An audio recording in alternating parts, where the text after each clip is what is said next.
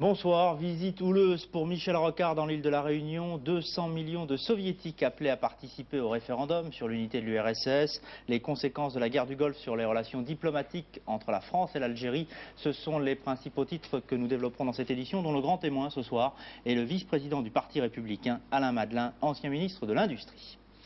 L'accueil mouvementé donc de Michel Rocard dans l'île de la Réunion. Des centaines de manifestants appelés par les dirigeants de la station pirate Téléfreedom ont conspué le Premier ministre cet après-midi avant de saccager les magasins au cœur de Saint-Denis de la Réunion. Sur place, reportage de nos envoyés spéciaux Daniel Sportiello et Christian de Carnet. L'agence de Nouvelles Frontières à la Réunion a été complètement saccagée. Quand les gardes mobiles arrivent sur place, les casseurs ont disparu. Un peu plus loin, les gérants du concessionnaire Kawasaki constatent les dégâts. La serrure de la porte a été fracturée et des motos ont disparu. Mais les gérants gardent le silence. Vous comptez pas sur moi pour faire le moindre commentaire, vous perdez votre temps. Pourquoi vous ne voulez pas parler, monsieur? Parce que... La situation est suffisamment triste comme ça. Les émeutes qui ont fait 9 morts il y a 3 semaines à la suite de l'interdiction des maîtres faite à Téléfreedom sont encore dans tous les esprits. Et des partisans de la télé illégale dissoute manifestent devant la mairie de Saint-Denis qui accueille le Premier ministre. Pour les enfants, le mercredi, il y a des dessins animés, il y a des clips vidéo et tout ça.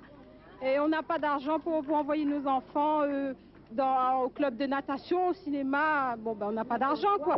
On a besoin de parler, on a besoin d'exprimer, les rayonner. Mais nous, on ne gagne pas la parole. La Téléfreedom, c'est pour nous, les élus, qu'est-ce qu'ils ont à faire? Ils sont assis derrière les fauteuils et... On peut être assis dans un fauteuil sans que ce soit de tout repos. Témoin ce face-à-face à la mairie entre Michel Rocard et ce jeune du comité du Chaudron, le quartier de Saint-Denis, d'où est partie la révolte.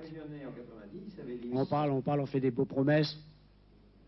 On raconte toujours des histoires, mais quand ça arrive en métropole là-bas, on oublie tout. On dira toujours que les Réunionnais sont des cons. On a besoin de nous simplement pour faire la guerre. On doit se revoir, travailler, un jour signer un contrat emploi-solidarité, faire autre chose ensemble, peut-être un comité de quartier. Il faut qu'on puisse se dire les choses face à face, dans l'absolue clarté, dans le respect l'un de l'autre. Et cette phrase-là, pardonnez-moi, mais elle était un peu de trop.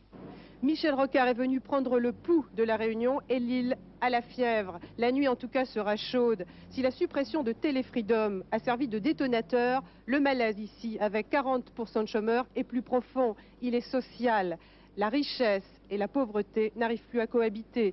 2 chiffres sont révélateurs de la situation. L'année dernière sur l'île, 266 contribuables ont acquitté l'impôt sur la fortune, tandis qu'à l'autre bout de l'échelle sociale, 50 000 érémistes font vivre 150 000 personnes. En Union soviétique maintenant, 200 millions d'électeurs ont été appelés aujourd'hui à participer au référendum sur l'unité de l'URSS et à se prononcer ainsi sur l'avenir du pays. Ce référendum marque aussi probablement une étape cruciale de la confrontation entre Mikhaïl Gorbatchev et Boris Yeltsin. Après avoir voté ce matin, le président de la Fédération de Russie a estimé que l'idée de Gorbatchev consistait à conserver l'énorme appareil bureaucratique du pays. Je suis sûr qu'avec ce système, a-t-il ajouté, on ne va jamais vivre mieux et qu'il faut le détruire. De son côté, M. Gorbatchev a estimé que c'était au peuple de décider des questions fondamentales comme l'Union ou la question de la terre et il a évoqué la future Union soviétique comme une fédération de républiques souveraines. 6 de ces républiques, dont les 3 républiques baltes, ont refusé aujourd'hui d'organiser le scrutin alors qu'à Moscou, le duel Gorbatchev-Yeltsin semble avoir mobilisé la population. Nos envoyés spéciaux, Pascal Verdeau et Philippe Guinet, ont suivi la journée d'une famille soviétique moyenne, une famille type parmi celles qui ont voté non au référendum et donc décidé d'apporter leur soutien à Boris Yeltsin. Reportage aujourd'hui à Moscou. Une journée presque ordinaire dans la vie de la famille Tcherepanov. Le jeune couple s'est rendu aux urnes avec ses parents. Après une longue discussion familiale, chacun a décidé de voter non à l'union proposée par Mikhaïl Gorbatchev. Le père déplore l'échec économique de la perestroïka. Quant à André et Svetlana, étudiants en chimie tous les deux, ils critiquent le virage à droite du président soviétique.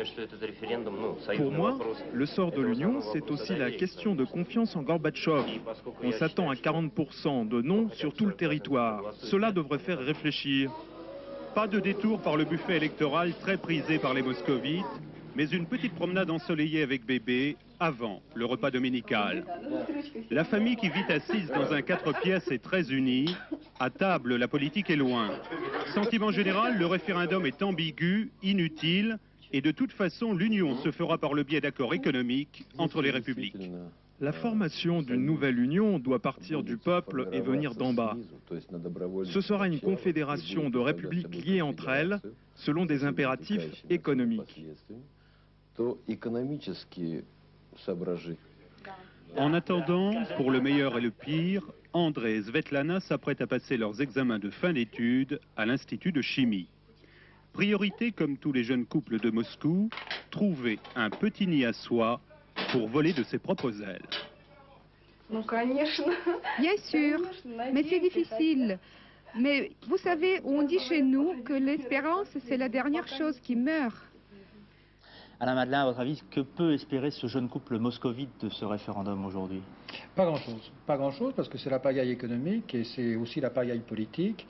Et la situation restera comme avant puisque les républiques à problème, celles où le référendum aurait pu avoir un poids, sont justement les républiques qui ne votent pas. Alors ça ne changera rigoureusement rien, puis alors dans des conditions extraordinaires puisque, la question est biaisée. On demande aux gens, est-ce que vous êtes pour l'union de républiques souveraines? A priori, les gens sont pour des républiques souveraines. Et puis, pour les droits de l'homme.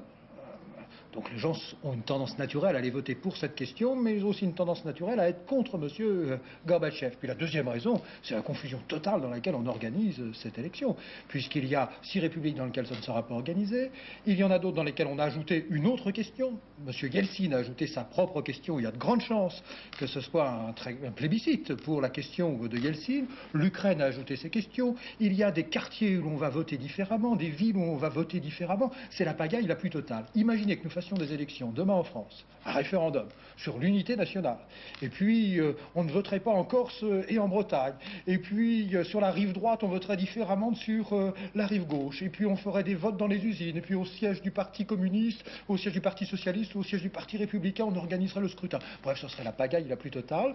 Je crois que ce qui se passe aujourd'hui en Union soviétique avec ce référendum est à l'image de l'immense chaos de ce pays aujourd'hui. Alors que faut-il souhaiter comme résultat? Un oui mais à Gorbatchev et une situation identique, un oui massif de la population qui lui permette d'aller plus loin dans les réformes, ou carrément la chute politique de Gorbatchev?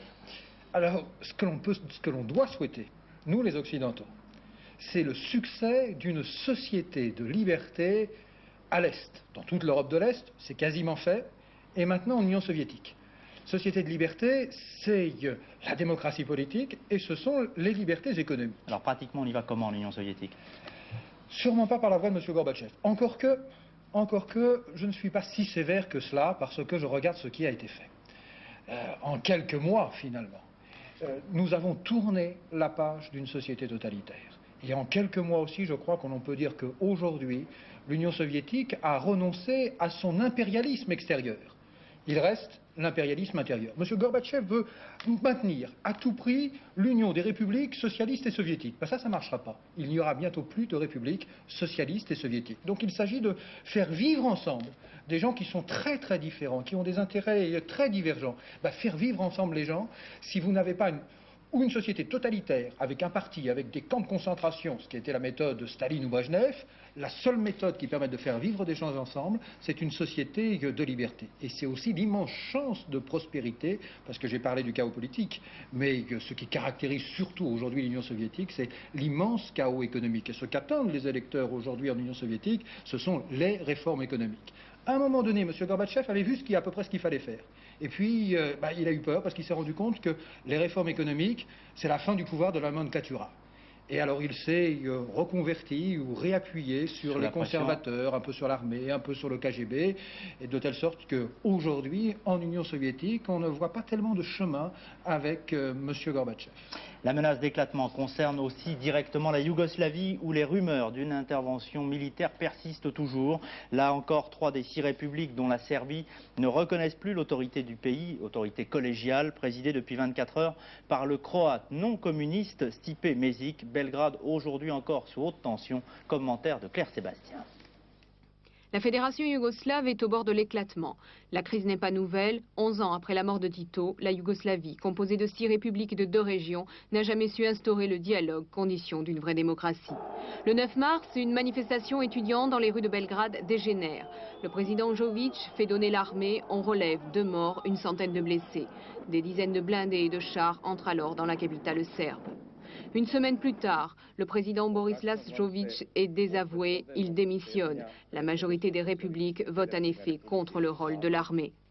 Des manifestations pro-communistes éclatent aussitôt à Belgrade, orchestrées par Milosevic, président de la Serbie, partisan de l'intervention de l'armée et qui rejette aujourd'hui l'autorité de la direction collégiale. Depuis, la tension monte dans les républiques. Les habitants de Zagreb, capitale de la Croatie qui a tourné le dos au communisme, manifestent aujourd'hui en faveur des droits de l'homme. Alors que le bruit des bottes hante les esprits, l'espoir des Yougoslaves réside peut-être dans cet homme, Stipe Mesic. Il assure l'intérim de la présidence, il est croate, non communiste et adversaire résolu des militaires. C'est difficile pour Stipe Mesic d'éviter soit l'intervention de l'armée, soit l'éclatement du pays. La Yougoslavie n'existe pas. Et aujourd'hui, le Parti communiste cherche à maintenir son pouvoir et en Serbie et à Belgrade.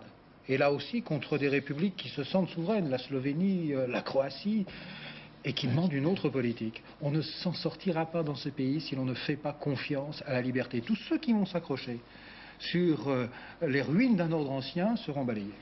Aujourd'hui en France, au Grand Quevilly, en Normandie, Laurent Fabius s'est posé en rassembleur du Parti socialiste et a appelé au renouvellement de la gauche. Clôturant l'université de printemps de ses amis politiques, le président de l'Assemblée nationale a également réaffirmé que la priorité résidait dans une plus grande justice sociale. Mais Laurent Fabius et ses amis ont surtout cherché aujourd'hui à tirer les enseignements de la guerre du Golfe. Sur place, reportage d'Arlette Chabot et de Laurent Pelletier. Venus réfléchir à l'après-guerre et au nouvel ordre international, les amis de Laurent Fabius se sont volontairement interdits tout commentaire sur le nouveau désordre au PS créé par la cassure du courant de Jean-Pierre Chevènement. Il faut dire qu'à l'exception de Claude Chesson, les Fabusiens n'ont pas eu d'état d'âme à l'égard des positions de la France arrêtées par François Mitterrand. Les querelles bannies, Laurent Fabius définit donc les priorités de cet ordre à venir, à commencer par la limitation des ventes d'armes. Comment assurer concrètement le désarmement ? Comment contrôler les ventes d'armes? Sachant que c'est un peu comme la drogue. Il faut aider les acheteurs à se désintoxiquer, mais il faut aussi décourager les vendeurs, ce qu'on appelle les dealers. Et les dealers, en cette matière, c'est nous plus quelques autres.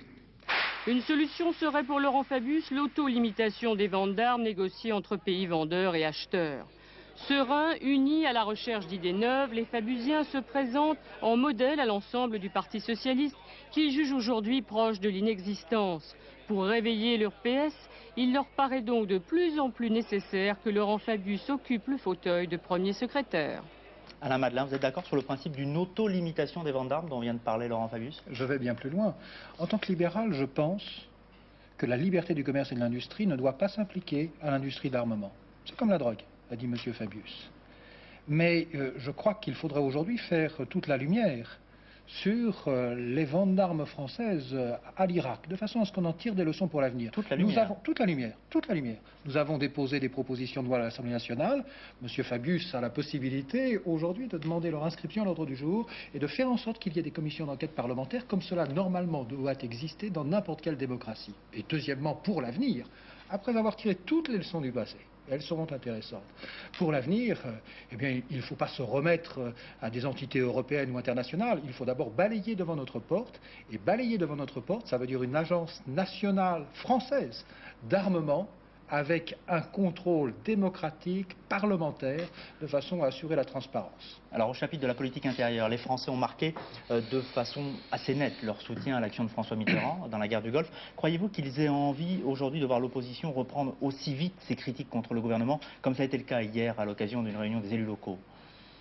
Je sais qu'une seule chose, c'est que l'ensemble de l'opposition a fait preuve d'un très grand civisme national dans la crise du Golfe. Et nous avons été, cela a même été dit, parfois de meilleurs soutiens à la politique de la France et à la politique internationale menée par les Alliés que ne l'était le Parti socialiste. Mais la crise du Golfe, elle a congelé un certain nombre de problèmes bien réels à de la société française. Notre surfiscalité, notre système éducatif qui marche mal, les problèmes du logement, les problèmes de la sécurité, les problèmes de l'immigration. La crise du Golfe passée, nous retrouvons les problèmes. Ça veut donc dire une offensive tous azimuts dès mardi à l'Assemblée nationale? Cela veut dire qu'il faut poser les problèmes. Et d'ailleurs, ce qui s'est passé avec M. Fabius tout à l'heure au Petit Quevilly, c'est que M. Fabius et ses amis au Grand Quevilly ont été très critiques vis-à-vis du gouvernement. Ils ont dit à peu près la même chose. Il serait temps, enfin, nous ayons une politique du logement, une politique des quartiers, une politique de l'éducation, etc. Donc, ne me demandez pas à moi, opposition, d'être moins critique que les socialistes vis-à-vis du gouvernement. Dans le Golfe maintenant, des élections au Koweït pourraient être organisées entre 6 mois et 1 an. C'est ce qu'a affirmé aujourd'hui le ministre koweïtien des Affaires du gouvernement. Au Koweït toujours, aujourd'hui, un sergent de l'armée américaine a obturé à main nue un puits de pétrole koweïtien en feu. C'est le premier des incendies qui ravagent plus de 500 puits à être maîtrisé par les Alliés depuis l'éviction des forces irakiennes de l'Émirat. Couvert de pétrole, le sergent, aidé d'un mécanicien, a actionné une commande pour fermer un puits du champ de pétrole d'Al-Hamadi au sud de Koweït City. Il ne portait pas de tenue de protection et n'a utilisé aucun matériel particulier. Il était couvert de pétrole et de magma visqueux des pieds à la tête. Selon tous les spécialistes présents à Koweït City, l'ensemble des opérations pour éteindre les puits de pétrole prendra environ 2 ans. Le bilan diplomatique maintenant de la guerre du Golfe, et notamment celui des relations franco-algériennes, officieusement brouillées par la guerre, mais qui ne semble jamais l'avoir été dans le domaine économique. L'activité entre les deux pays ne s'est jamais ralentie au cours des derniers mois. Enquête en Algérie de Morad Aïtabouche et Christian de Carnet. Sur les murs de la capitale, la France est toujours montrée du doigt, accusée d'être le valet des Américains. La position française dans la guerre du Golfe n'a pas été comprise ici. Elle laisse un goût amer aux Algériens et visiblement, les stigmates ne sont pas prêts d'être effacés. Il y a eu fracture. La position de la France dans cette crise du Golfe, j'ai bien peur qu'elle n'ait contribué à creuser davantage le fossé entre la France d'une part et le monde arabe de l'autre. Brouille politique, divorce. Depuis le début de la crise, le gouvernement algérien s'est mis à l'unisson de la rue qui ne veut plus entendre parler de la France et des Français. Pourtant, pendant les événements du Golfe, les relations économiques au moins entre l'Algérie et la France n'ont pas cessé. Au plus haut niveau, on nous le confirme. Il ne s'est rien passé de particulier. Nos échanges ont continué à se développer normalement, sans à-coups, avec tous nos partenaires étrangers. Il n'y a pas eu, pour le cas de la France, un problème particulier qui mérite d'être signalé. Peugeot et Rhône-Poulenc produiront donc et vendront en Algérie. Total et Gaz de France vont collaborer avec la Sonatrach, un organisme d'État. D'autres sociétés françaises attendent leur agrément pour s'installer ici. Bref, l'Algérie a décidé il y a 1 an de moderniser son système de production, passant du système étatique à l'économie de marché. Le 25 juillet dernier, Ghazi Doussi, le ministre de l'économie, était d'ailleurs venu à Paris chercher des crédits. Crédits à long terme qui ont été suspendus depuis par la France. Suspension des crédits, brouille politique. Dans ces conditions, la France peut-elle rester, aux yeux des Algériens, indispensable pour moderniser le pays? Selon certains observateurs économiques ici, la France pourrait bien, avec le temps, redevenir incontournable. Et ce, pour une simple et bonne raison, explique-t-il. La langue française, malgré la loi sur l'arabisation, reste un des éléments clés des échanges commerciaux avec l'Algérie. Mais attention toutefois, les Italiens, les Espagnols et les Japonais sont de plus en plus offensifs actuellement sur le marché algérien. Alain Madelin, vous êtes confiant dans l'avenir des relations franco-maghrébines d'une façon plus générale? Ça n'a pas de sens. Ce qui a un sens, ce sont des peuples qui ont besoin, comme tous les peuples, de la liberté politique, la démocratie et des libertés économiques pour avoir la prospérité et le développement. Et trop souvent, nous les Français, nous avons eu tendance à avoir des relations privilégiées avec des régimes de type socialiste ou des formes diverses qui opprimaient les peuples, qui leur refusaient la démocratie et qui les maintenaient dans la misère. C'est vrai pour l'Algérie comme pour le Maroc? C'est vrai pour l'Algérie. Oh, c'est une sorte de socialisme monarchique, le Maroc. C'est vrai aussi pour ces pays, pour l'ensemble de ces pays. Ce qu'il faut aujourd'hui tirer des leçons, comme leçon de les nouvelles relations Est-Ouest, c'est que nous ne sommes certainement plus obligés de soutenir à n'importe quelle condition ces gouvernements. Et là aussi, nous devons faire le choix de la démocratie et de la liberté. Je crois que c'est prendre le parti du peuple contre leur gouvernement. Début aujourd'hui du Ramadan en France et dans la plupart des pays du Proche-Orient. Le Ramadan impose, vous le savez, le jeûne entre le lever et le coucher du soleil. Il va durer entre 29 et 30 jours. Cela concerne près de 3 millions de musulmans en France. Ambiance aujourd'hui dans la communauté musulmane de Paris. Reportage de Hugues Huette. Le café tabac au balcon à Belleville. Pour Astoul, le patron, un Français, la journée risque d'être longue. Le café est désert, 80% de la clientèle habituelle est d'origine maghrébine. Ils ne viennent pas pendant la période de Ramadan, ils viennent quand ils peuvent boire. Ils ne vont pas venir s'asseoir ou fumer la cigarette. Les habitués, ils sont là, en face, sur le trottoir, discutant par petits groupes. Le jeûne a débuté ce matin. Boire, fumer, manger, avoir des relations sexuelles, il faudra attendre le coucher du soleil. C'est difficile dans le premier, le deuxième jour, le troisième jour. Après, ça sera facile. C'est plus facile après. Le Ramadan, il le dit, si tu arrives à faire le Ramadan dans le boulot, si tu arrives, il faut essayer. Si tu arrives, il faut le faire. Si tu n'arrives pas, il ne faut pas le faire. Cette année, heureusement, le début du Ramadan coïncide avec un jour chômé. Enfin, pas pour tous. Les commerçants arabes sont débordés. Nordine, par exemple, il vend moitié plus de moutons qu'à l'ordinaire. Le Ramadan, c'est aussi l'occasion de faire la fête, surtout chez les Maghrébins. La musique, la danse, la bia, les dates, tout, il y a tout ce qu'il faut. Il y a tout ce qu'il faut. On vous invite, venez voir notre coutume et c'est très bon, pas de problème. Et puis un résultat politique en France. La liste de M. Didier Borotra, UDF-CDS, a remporté ce soir l'élection municipale de Biarritz en devançant celle de Bernard Marie, maire sortant RPR. M. Borotra a obtenu environ 56% des suffrages exprimés. Les sports maintenant et la victoire très attendue du Suisse Tony Rominger dans Paris-Nice cycliste. Il s'est même offert le luxe de gagner la dernière étape cet après-midi. Commentaire de Didier Valaise.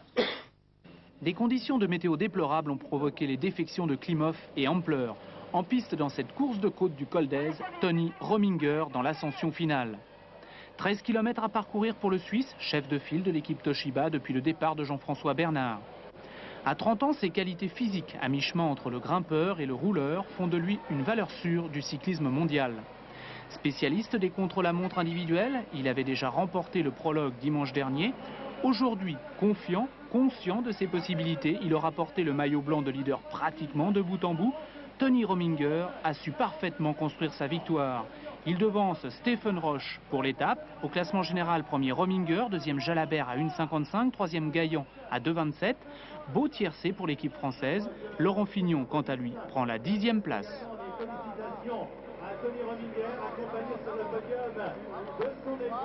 Du rock pour finir ce journal avec la grande foule au Zénith ce week-end pour la désormais traditionnelle revue du rock européen. Je ne vous en dis pas plus, reportage de Thierry Stampfler et de Jean-Jacques Ledeuil.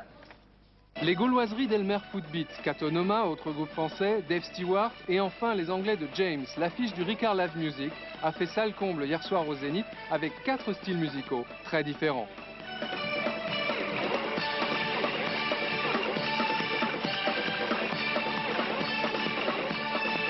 Commençons par les Bretons d'Elmer Footbeat. Ils se sont imposés en force depuis quelques mois à coups de paroles graveleuses. Furieusement controversés par la critique musicale, ils ont en tout cas gagné la partie hier soir sur scène. Entre nous, le plastique, c'est fantastique. Le caoutchouc super nous est une question de réflexe. Nous sommes un réflexe d'une affection. En rupture du Eurythmics, Dave Stewart, grande vedette de la soirée, a confirmé un dernier disque simple et efficace. Accompagné par des amis de longue date, il est ravi de retrouver des concerts à la dimension humaine. Après avoir joué pendant des années dans des stades ou des salles immenses avec Eurythmics, c'est très sympa de jouer dans des clubs à nouveau. En plus, ce groupe a moins d'1 an d'existence et chaque soir, nous construisons peu à peu son identité.